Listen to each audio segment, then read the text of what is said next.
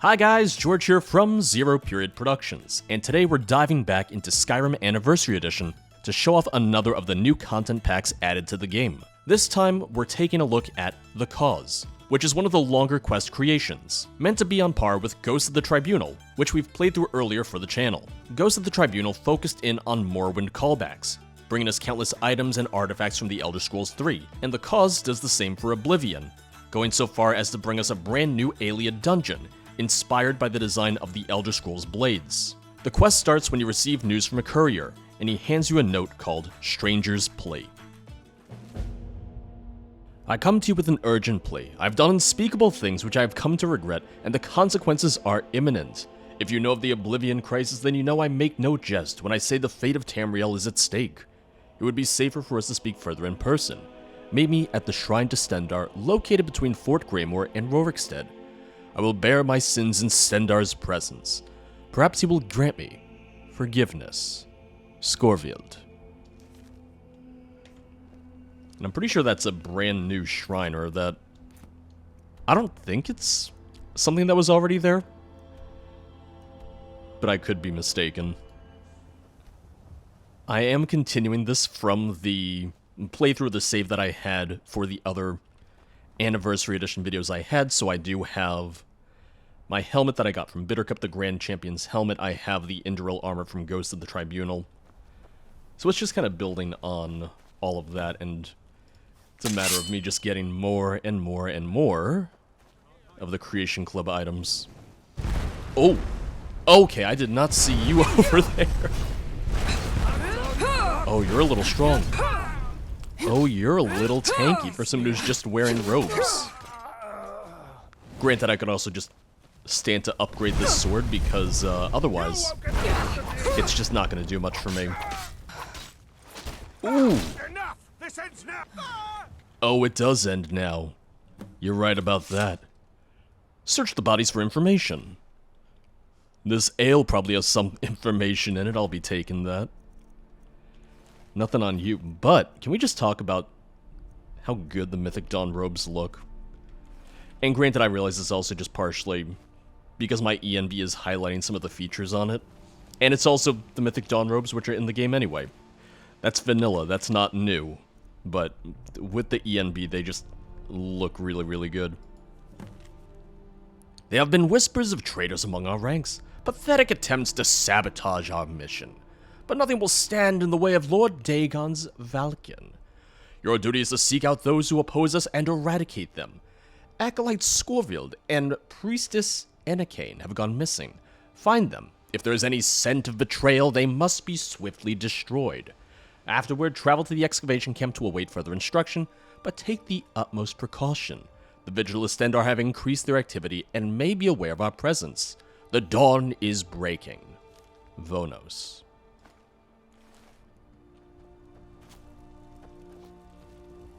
Skorvild? Wake up, buddy. Just wake up.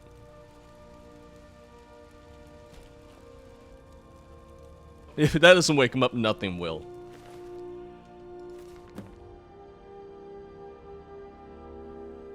The quest marker could go away, that'd be great. If you can read this, I would love to read this. Please stop covering the note. There we go. If you're reading this, it means they may have reached me first. The Mythic Dawn do not tolerate desertion, a fitting end for my transgressions, I suppose. If you know of the Mythic Dawn, you may have heard that the cult was eradicated long ago, after the Oblivion crisis of the Third Era came to an end. This was true until perhaps 1 year passed. As discord began to sow in the lands of Skyrim, the whispers of Mehrunes Dagon made their way to the ears and minds of a fervent worshipper named Vonos. These whispers led him deep underground to an ancient Mythic Dawn temple, long since collapsed, where rumors spoke of an Oblivion Gate, lying in ruin for centuries. Vonos made a pact with Mehrunes Dagon and began to quietly reform the Mythic Dawn as its new leader. He began to cultivate more members of the cause, and I, myself, fell victim to the promise of such power. After the Oblivion crisis, the gates throughout Skyrim were buried deep within the lands. However, with much effort, we retrieved many of these pieces and successfully rebuilt an Oblivion Gate. Vonos, a master of conjuration, has been working tirelessly to open the gate and give Mehron's Dagon's troops a doorway into Tamriel. As dictated by the pact, the cleansing of the Oblivion Gate required a personal blood sacrifice from each of us to prove our devotion. Blinded by ambition, I offered up my own brother Soon, a simple farmer who could not harm a Dartwing. Watching the knife penetrate his body sent shock and horror through my entire being. The blood that spilled from his loins was that of my blood. In that moment, I realized what I had done. It was not power that bewitched me, but deceit. As an acolyte, I was not privy to much information, but I know that Vonos is searching for a powerful ancient artifact that is necessary to open the gate. What that artifact might be, I do not know. I heard something about an excavation camp to the southwest of Iverstead, near the mountain pass. Perhaps more information can be found there. Lastly, in order to keep its location secret, all but the highest priests in the Order are blindfolded when taken to and from the Oblivion Gate, so I have no further information to give as to its whereabouts. I only know it was a cave. I wish I could tell you more. I've been on the run day and night, and now the Vigilant Stendar are also on my trail. I can only imagine what they might do to someone like me, so I come to you with my plea. Someone who might better understand my plight. What's that supposed to mean? Please stop the Mythic Dawn however you can, for myself, my forsaken brother, and the whole of Tamriel. Oh, your brother who you, killed, and then you're like, oh, now I feel bad about doing this. Whoa, maybe the Mythic Dawn aren't the good guys. Crazy, huh? Absolutely crazy. I'll pray to Stendar for you. Or I'll pray to Stendar for me, not for you. You don't deserve it, necessarily. So I did decide to go ahead and to improve all of my armor, my sword, just because, as it is, it took me a little too long to kill those Mythic Dawn cultists. So now we should be a little better equipped for that. Search for clues in the Mythic Dawn camp. Now, out of curiosity, if we put on the Mythic Dawn robes, can we get in safely the same way that we were able to get in safely with the Ordinators during Ghost of the Tribunal? I have a feeling not, because if you could, it probably would have indicated that as a quest step or an optional quest objective, but, you know, let's see. What if I just yell, Dawn is breaking? Nope. Nope, nope, nope. I had a feeling, but I figured, hey, let's try. Let's give it a shot.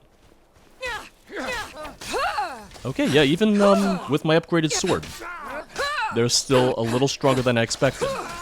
That being said, it is technically a steel sword, so even upgraded, it's not necessarily the best weapon out there, because the improvement material is just one steel ingot, and I didn't use any, you know, potions of blacksmithing or any armor that improved blacksmithing either, so it's just kind of the base upgrade, the base value for an upgrade.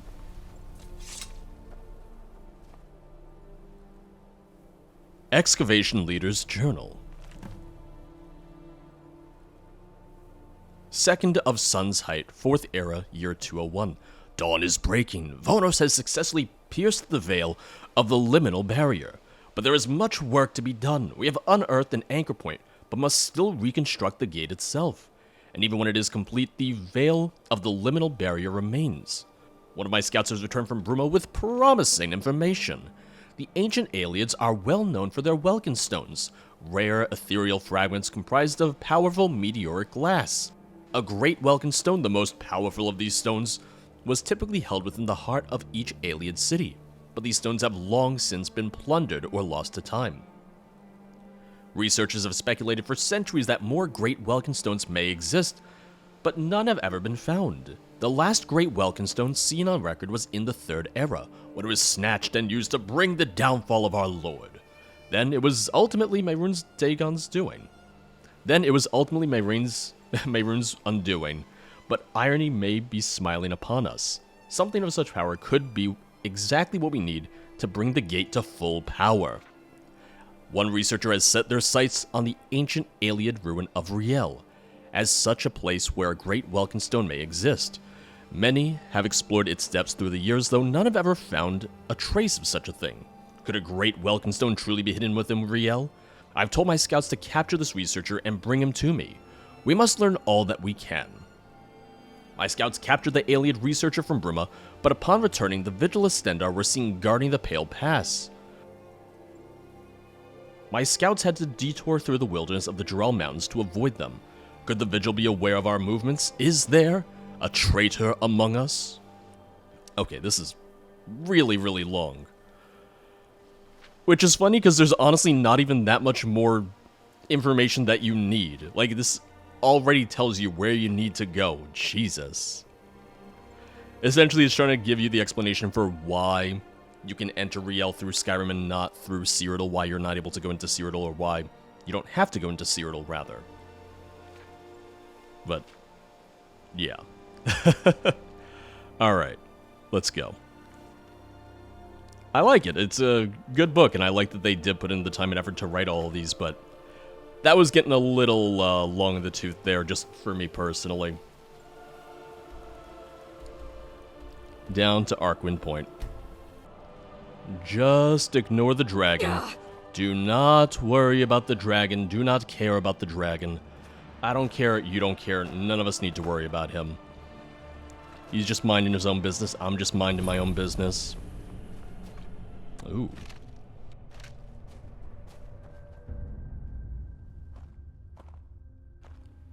I have played through The Cause before, the same way that I had played through Ghost of the Tribunal before I did my video on it.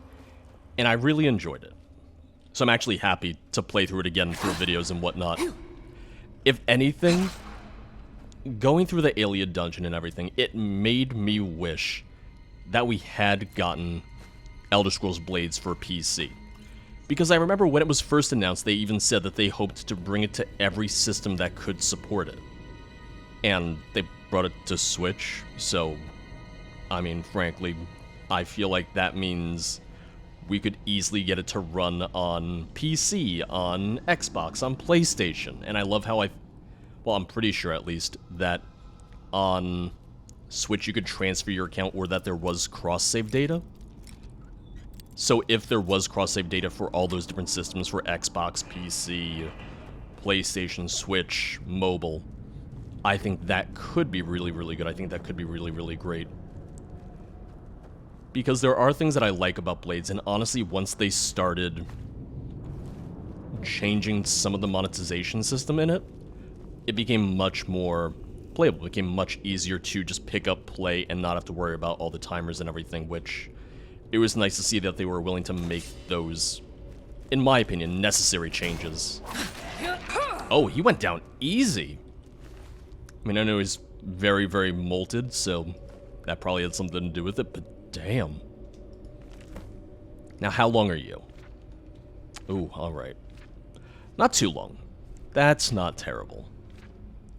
Essentially, the book just says that he was in charge of the expedition, that they believe that there is a hidden chamber, and that's why no one had found the Great Welkin Stone previously, but that their expedition and their attempts to get into the hidden chamber is also what awoke the alien whites and why they hadn't been seen before. Why we haven't seen them in, for example, the Elder Scrolls IV Oblivion. But we need to get these 4 elemental shards. There's one for each of the major elements. Fire, frost, air, and lightning. Which honestly, every time I see a mention of air as one of the major elements in destruction magic, I always hope that maybe we'll actually get to see that in the future, that we'll get to see a return of air Atronax and stuff like that. Because it is a plot point in ESO, like the return of the air Atronax and everything, the return of using air as an element, which I really, really liked. And yeah, to me, I really like the new design for the Alien ruins. I'm sure quite a few people prefer the original. And I guess I ideally would like some sort of hybrid between the original that we see in Oblivion that is just all white and this.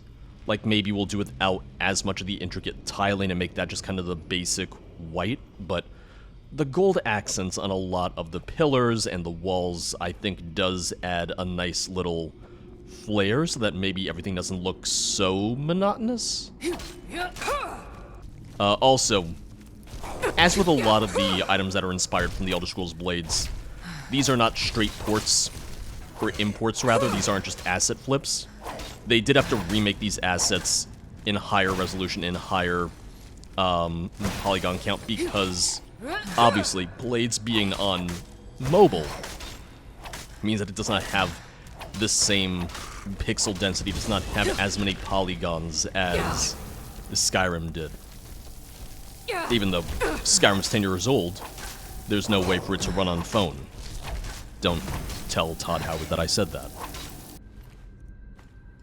Alright, that just leaves one more.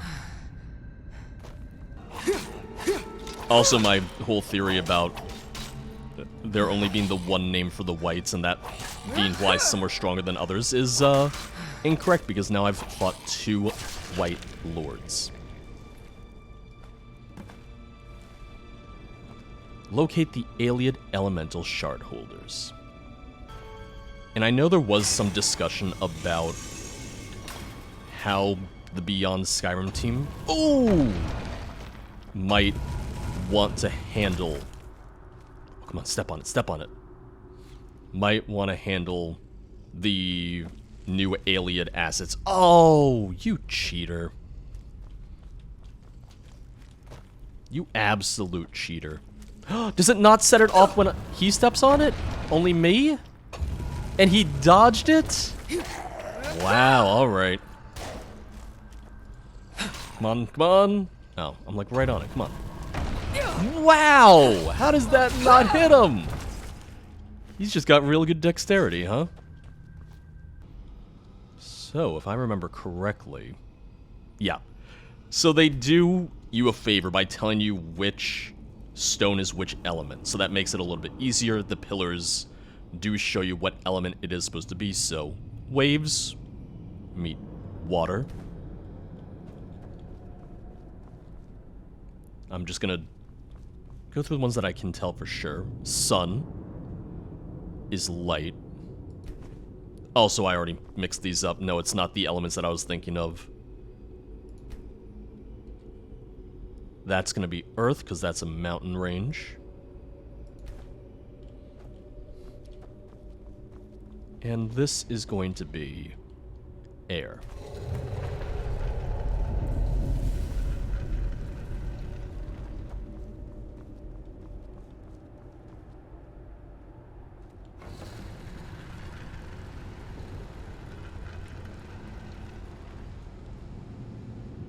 It is funny because even though the Ayleid structures did not look like this at all in Oblivion, this is still just very nostalgic for me. It just, in some ways, looks like what I remember Oblivion looking like the first time I played it, even though the first time that I played Oblivion, it was already a little bit older. Skyrim had already come out, but I still remember just being in love with how it looked and it looking really, really good to me, at least.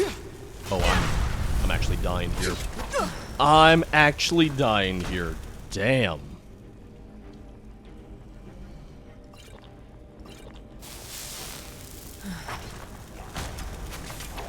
Well, I guess that's what happens when you fight someone called the Undying.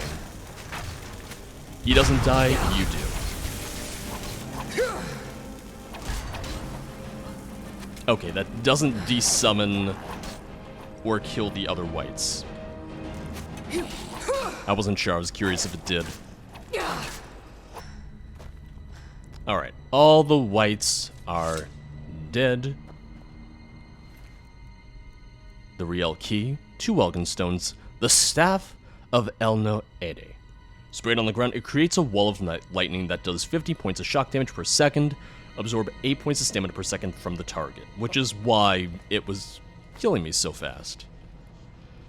I do kind of wish we had gotten his mask, because that could have been really, really cool, kind of as a counterpart to Dragon Priest masks, an Ayleid Warrior King mask.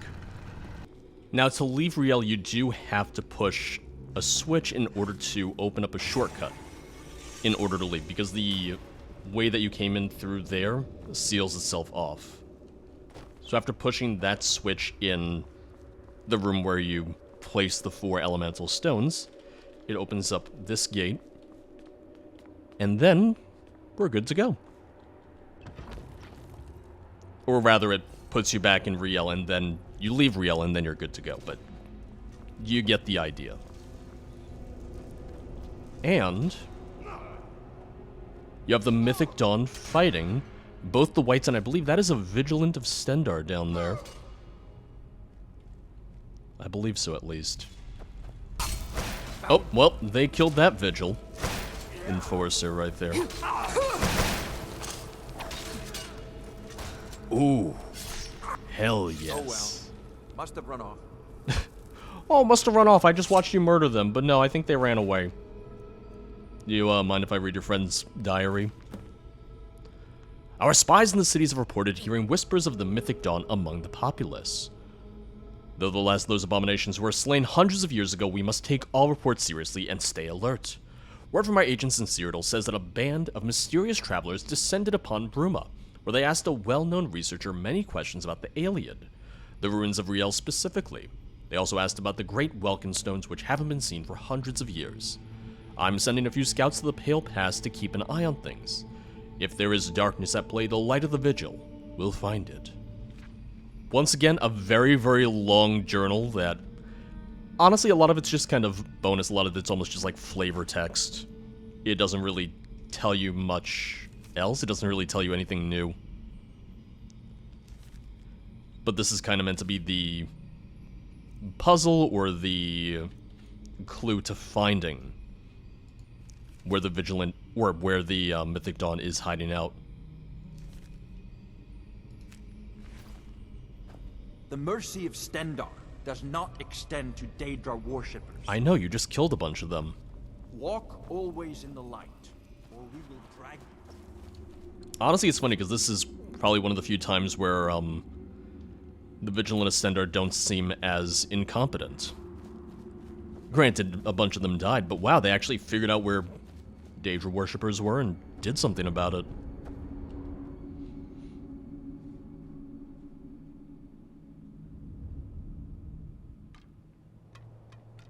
Now, if only they were competent the rest of the time, or in the base game, or even in Dawnguard. Stendarr's mercy be upon you, for the Vigil has none to spare. Stendarr be with you. I'll see you. Someone, do something! No, I'm not worried about the dragon. You can fight it if you want, but I'm out of here. I'm outie. Locate the Oblivion Gate. Closest known location I have is the Runevald excavation. But now is where we have the option to wear a set of Mythic Dawn robes in order to try and look like we're in on this. To try and make it look like maybe we're one of them. A little bit of an undercover thing going on here. Which, frankly, I always live for in video games, so anytime there's any sort of undercover thing, even when it's short-lived, I'm happy. Need something? Need something? Dawn is breaking. Embrace the new day. Dawn is breaking. Hey, bro, dawn is breaking. Hey, dawn is getting broken up in here, isn't it? Praise be. How's that dawn treating you, huh? Yes? Oh, no one is gonna see me break in now. No one at all. Dawn is breaking, my brother. Also, he doesn't know I'm here yet, and even if he did, he probably doesn't suspect me of coming in here just to murder him.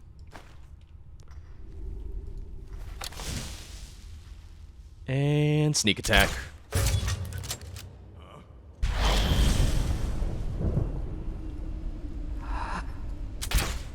Oh, I missed.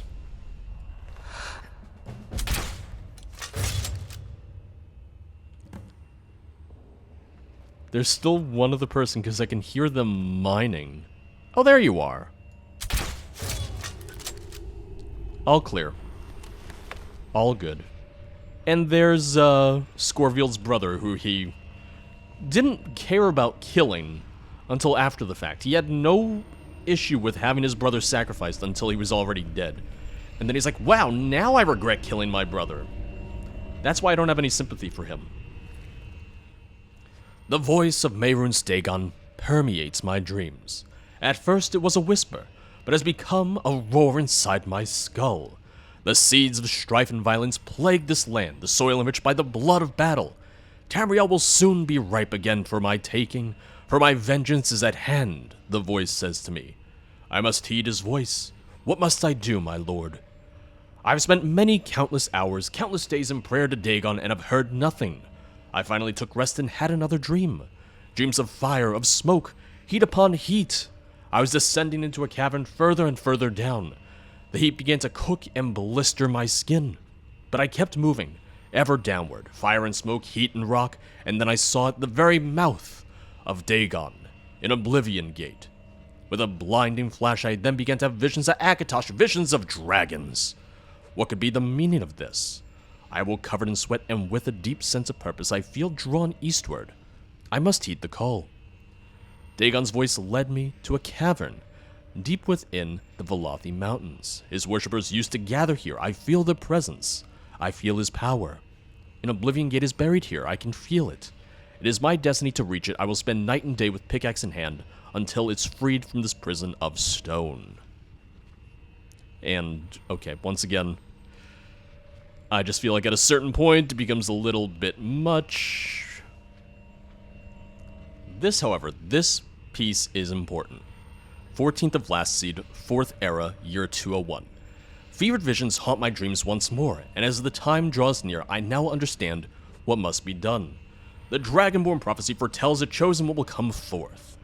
Their blood and soul blessed by Akatosh himself, the Dovahkiin. The Time Wound will open, and Alduin the World Eater shall also return. Though both are fragments of Akatosh's soul, these two will wage war against one another.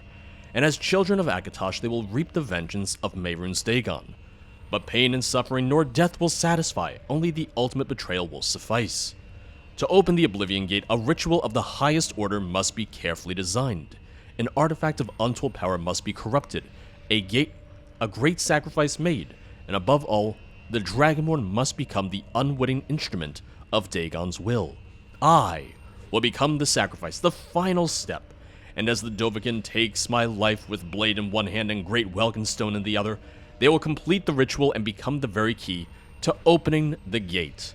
This ultimate betrayal will shatter the liminal barrier, opening the Oblivion Gate and giving Dagon a foothold into the mortal realm while he rebuilds his armies. It is a divine plan beyond anything I could have comprehended. The world will be bathed in the fires of oblivion, and the blood of mortals will be on the hands of Akatosh. None can be made aware of this plan. It is too fragile, too perfect. And then essentially after that, it's just, oh, good, everything's going according to plan, because Scorville ran away, the priestess ran away, and all I have to do now is sit here and wait for the Dragonborn to come and clap some cheeks.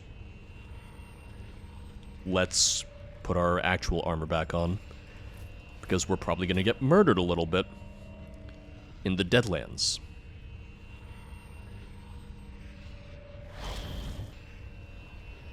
Defeat the Dremora Valkenaz.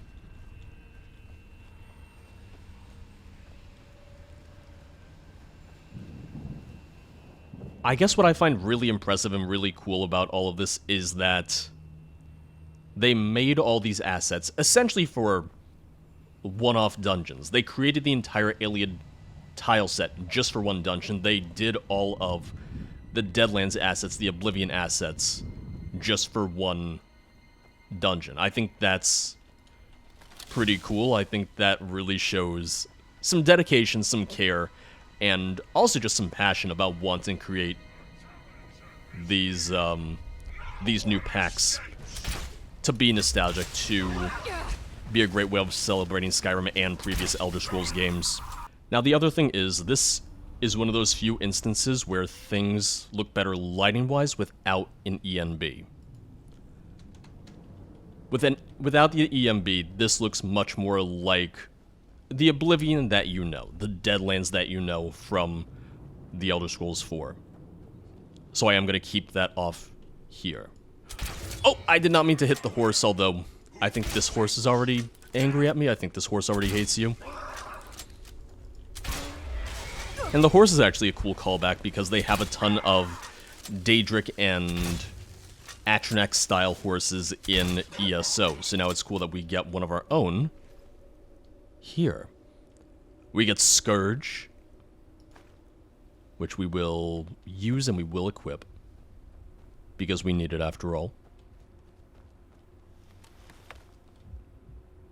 Oh god, you can hear the heartbeat.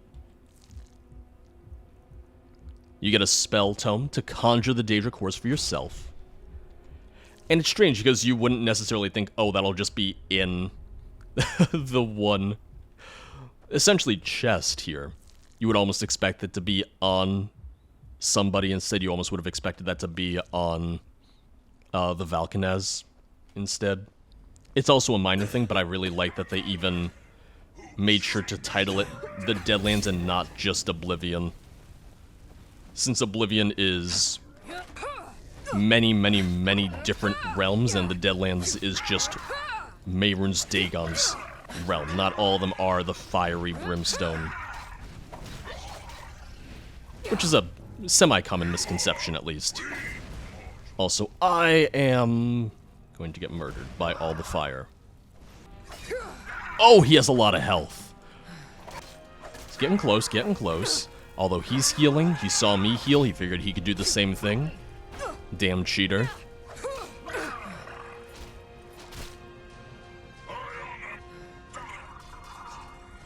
And now we return to Tamriel. Uh-oh. Okay. I got scared and I was worried that the Vigilant Estendar were here to attack me. No. We're fine. We're gonna turn our ENB back on. Let's see how that changes it. Ah, there we go. A little bit more color. That's the Skyrim that I'm used to. I do like that once again the Vigilant Estendar does come here and help out. Hey, Vigilant Force, so that's unnecessary. That was uncalled for. Not to set anything on fire, all right? Alright, that should be all of the cultists. There might still be the one outside, unless they already killed him, which it would make sense if they already had. Uh-oh. And I may still Got a few left.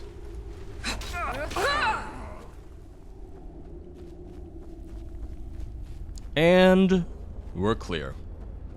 What was that? Wait, you didn't kill the one guard out here? Oh no, don't tell me that I accidentally attacked someone else. No, I think it was just the wolf that was hanging out.